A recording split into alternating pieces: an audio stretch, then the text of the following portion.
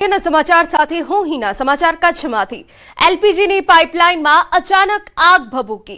जूना कंडलामां एलपीजीनी पाइपलाइनमां विकराળ आग लागी होવાનો બનાવ બન્યો છે। એકાએક આગ લાગતા અફરાતફરીનો માહોલ છવાઈ ગયો, જેના દ્રશ્યો અમે આપને બતાવી રહ્યા છે। પોર્ટ ઓથોરિટીની ફાયર બ્રિગેડની ટીમ ઘટનાસ્થળ પર પહોંચી આગને કાબૂમાં લેવા 3 ફાયર બ્રિગેડની ટીમ દ્વારા કામગીરી કરાઈ હોવાની વિગત। तो एकाएक आग लगता अफरातफरीनो माहौल सर्जाई गयो हतो। फायर ब्रिगेडनी 3 टीम हाल घटनास्थळ पर पहोंची छे। जो कि कया कारणोसर आग लागी तेनी कोई स्पष्ट विगतो नथी।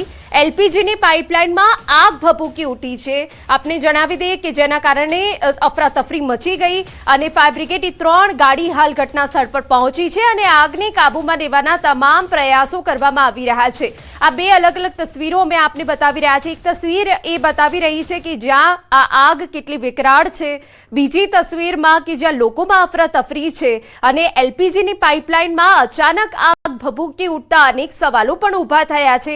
જાનહાનિના અત્યાર સુધી કોઈ અહેવાલ સામે નથી આવ્યા।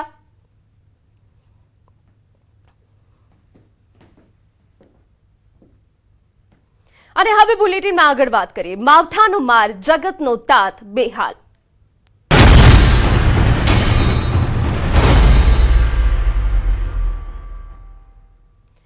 રાજ્યમાં ભર ઉનાળે ચોમાસા જેવો માહોલ જામશે। માવઠાએ ફરી વધારી જગતના તાતની ચિંતા। હવામાન વિભાગની માવઠાને લઈ આગાહી। રાજ્યમાં એક સાથે 3 સિસ્ટમ સક્રિય। માવઠું અને ભારે પવન ભૂક્કા બોલાવશે। વીજળીના કડાકા સાથે વરસાદ ખાબકશે। આંધી તોફાન સાથે વરસાદ પડશે। અનેક જિલ્લાઓમાં કમોસમી વરસાદી આગાહી।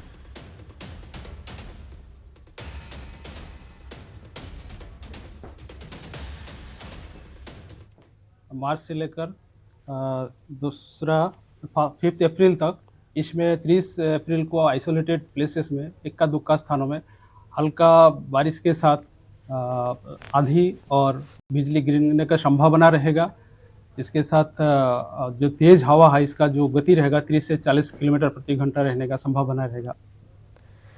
गुजरातना माथे मावठाનું સંકટ। અનેક વિસ્તારોમાં અનેક જિલ્લાઓમાં યલો એલર્ટ જાહેર।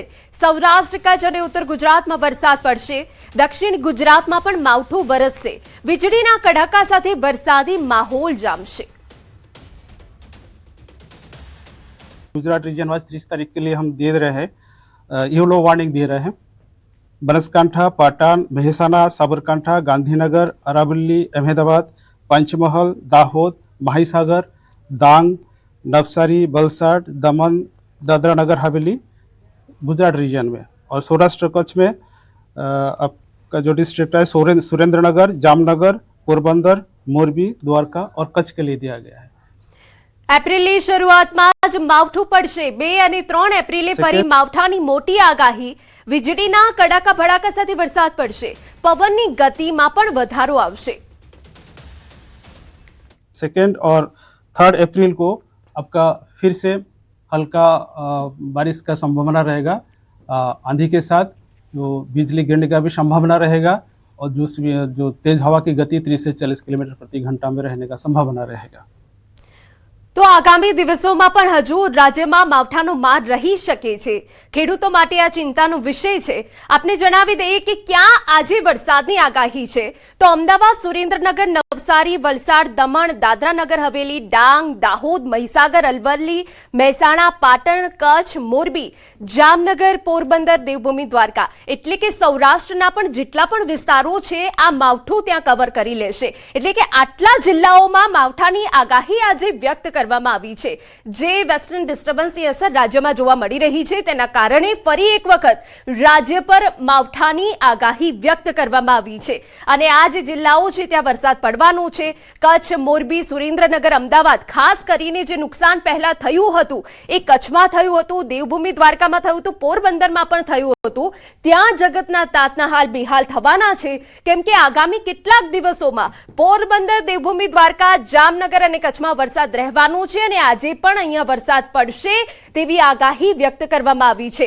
હવામાન વિભાગ દ્વારા આગાહી વ્યક્ત કરાઈ છે કે આજે અમદાવાદમાં પણ વરસાદી માહોલ જોવા મળી શકે છે। ગાંધીનગર જામનગરમાં પણ વરસાદી માહોલ જોવા મળી શકે છે। અચાનક વાતાવરણમાં પલટો આવશે, જેની અસર અનેક જિલ્લાઓ પર જોવા મળશે। સમાચારમાં વાત હવે સુરતની કરીએ। વાલીઓ માટે ચેતવણીરૂપ કિસ્સો। 14 વર્ષીય વિદ્યાર્થીએ આત્મહત્યા કરવા જવાનો પત્ર લખ્યો। પત્રમાં મહિલા શિક્ષક અને પ્રિન્સિપાલ પર આક્ષેપ। શિક્ષક અને પ્રિન્સિપાલ શારીરિક ટોર્ચર કરતા હોવાનો આક્ષેપ। સેટેલાઇટ વિસ્તારની ઇંગ્લિશ મીડિયમ સ્કૂલની ઘટના। છેલ્લા 1 વર્ષથી પ્રિન્સિપાલ અને મહિલા શિક્ષક વિદ્યાર્થીને માર મારતા હોવાનો આરોપ। પરિવારજનો દ્વારા વિદ્યાર્થીને કાઉન્સેલિંગ માટે સિવિલ લઈ જવાયો। વિદ્યાર્થીએ આપવીતી જણાવતા ડોક્ટર પણ ચોંકી ઉઠ્યા। આ મામલે હવે નવો વળાંક સામે આવ્યો। વિદ્યાર્થીએ લખેલી સુસાઇડ નોટ અને નોટબુકના અક્ષરો મેચ નથી થતા। શિક્ષકો અને આચાર્યએ વ્યક્ત કરી શંકા। સ્કૂલના ટ્રસ્ટી દિનકર નાયકે કરી વાત। શનિવારે વિદ્યાર્થીના વાલીએ શાળાએ આવી મગજમારી કરી હતી। સંચાલકો સામે મામલો આવતા તપાસ શરૂ કરવામાં આવી હતી। ગત વર્ષે પણ આ વિદ્યાર્થીઓની કમ્પ્લેન બાદ તેની પાસે માફીનામું લખાવવામાં આવ્યું હતું। હવે આગળ જરૂર જણાશે તો ટ્રસ્ટ વધુ પગલાં લેશે।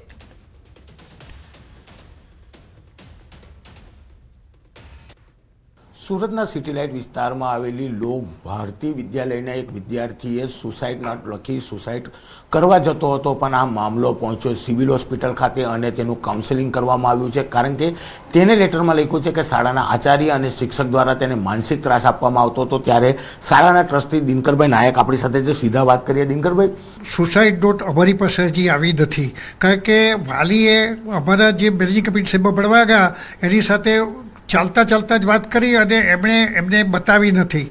પણ આ સુસાઇડ નોટ અમારા આચાર્ય અને શિક્ષક મિત્રએ જોઈ છે। એમનું એવું કહેવું છે કે નોટબુકમાંના જે અક્ષરો છે તે એ વિદ્યાર્થીની નોટબુકના, અને વિદ્યાર્થીએ જે અમને 2025માં માફીનામું લખી આપ્યું તેના અક્ષરો, અને આ જે સુસાઇડ નોટ છે એ તદ્દન અક્ષરો જુદા પડે છે, અને એ કોઈક જુદી વ્યક્તિઓ લખી આપેલું એવું લાગે છે, કારણ કે આ વિદ્યાર્થી આવી ભાષા વાપરી નહીં શકે તેવી રીતની વિગતો લખવામાં આવી છે। આ સંજોગોની અંદર ચોક્કસ જ અમે આજે આચાર્ય અને શિક્ષકે મળ્યા।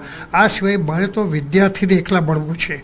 વિદ્યાર્થીને એકલા મળીને વિદ્યાર્થી પાસેથી સાચી હકીકત જાણવી છે। એને કહીશ કે જરા પણ ગભરાયા વગર તને કંઈ પણ કોઈ નહીં કરી શકે, તું મને શાંતિથી તારી વાત કર। એટલે એ વિદ્યાર્થી પાસેથી હું સાચી વાત જાણવા પ્રયત્ન કરીશ।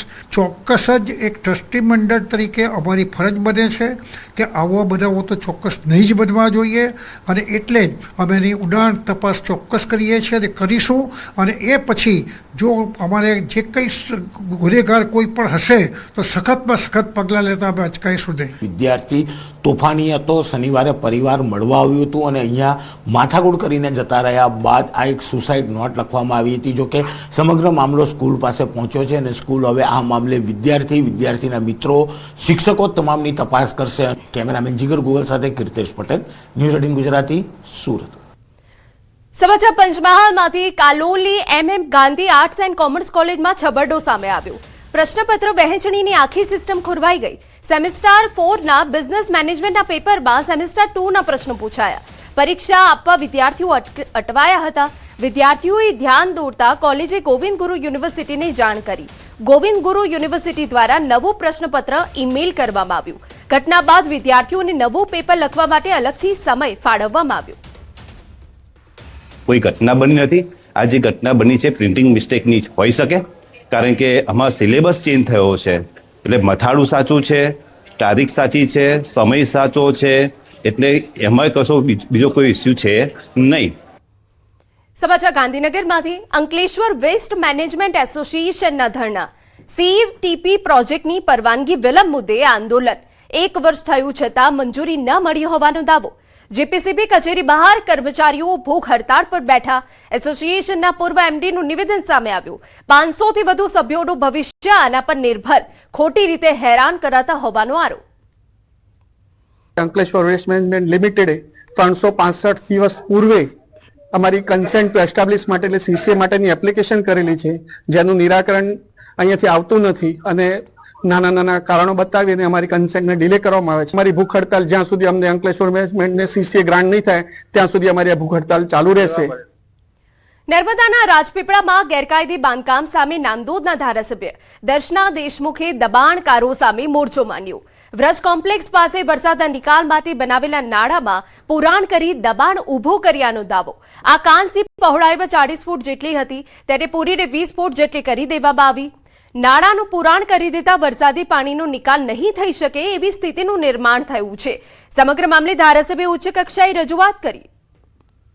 ગઈકાલે જ્યારે આ હિટાચી મંગાવવામાં આવ્યું અને હિટાચી મંગાવીને જ્યારે આ દિવાલને તોડવા માટેની કામગીરી શરૂ કરવામાં આવી ત્યારે મને અહીંના સીઓ અને અહીંના એન્જિનિયર છે હેમરાજભાઈ, એ લોકો દ્વારા મને કહેવામાં આવ્યું કે બેન આપણે આ કામગીરી તોડવા માટે જઈ રહ્યા છીએ. પરંતુ કઈક કારણોસર આ સ્થાનિક આગેવાનોની દરમિયાનગીરીથી એમણે આ બાંધકામ જે તોડવાનું હતું એ અટકાવી દેવામાં આવ્યું છે અને પરિણામ સ્વરૂપ આજે આ ફરીથી આ બાંધકામ જે તોડવાનું હતું એ નથી તૂટી શક્યું અને અત્યારે એ સ્ટેન્ડ બાય પડ્યું છે. ત્યારે આ સ્થાનિક આગેવાનો પણ આ બિલ્ડરની સાથે કંઈક એમની સાંઠગાંઠ થઈ હશે. અને સમાચાર કચ્છમાંથી ભચાઉમાં ખેતરમાં જનરેટરમાં આગ લાગતા હડકંપ મચી